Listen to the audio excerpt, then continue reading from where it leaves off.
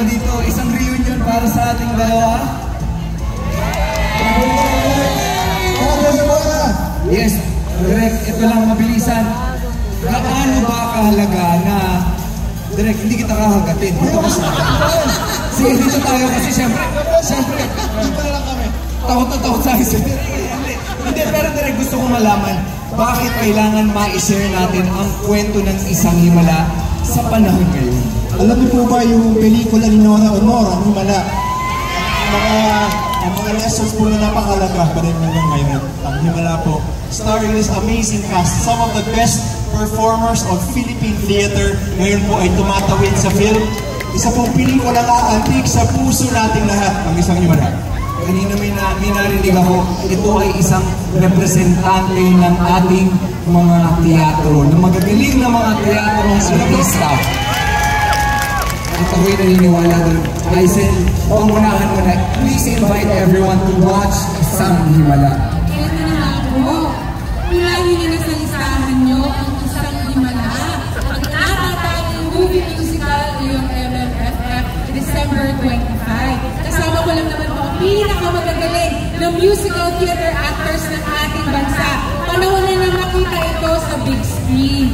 Nagpapasalamat po kami sa MMFF dahil po kami ay kinabilang sa 50th year ninyo. Maraming salamat. Ito ay PG. Isama niyo po ang buong pamilya para po ito sa pamilya. Merong itong pagmamahalan, merong pag-aano pa. Meron din pagkatahan, salawan, meron din halikan. Panoorin na lang nyo para makita nyo kung ano ba yung pinag-uusapan namin. Kanina pa namin sinasabi na kapag nanood po kayo ng Isang Himala, kayo ay mabibiyayaan sa December 25 at sa buong taon ng 2025. Dahil ito ay may bagong biyaya sa inyong mga puso.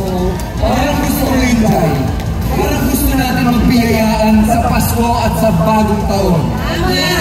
Kailangan manood tayo para isa-isang mayamang 2025. Hindi tayo makaya na hindi isisigaw ng Manila. Pag sinabi kong isang, isisigaw ninyo himala. 3, 2, 1, isang! Mas malakas! Isang!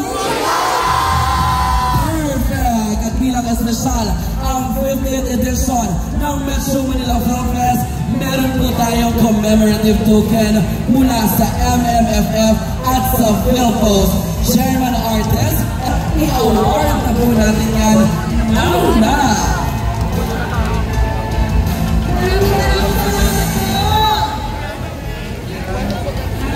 Yes! At syempre, compress tayo para sa ating photo op.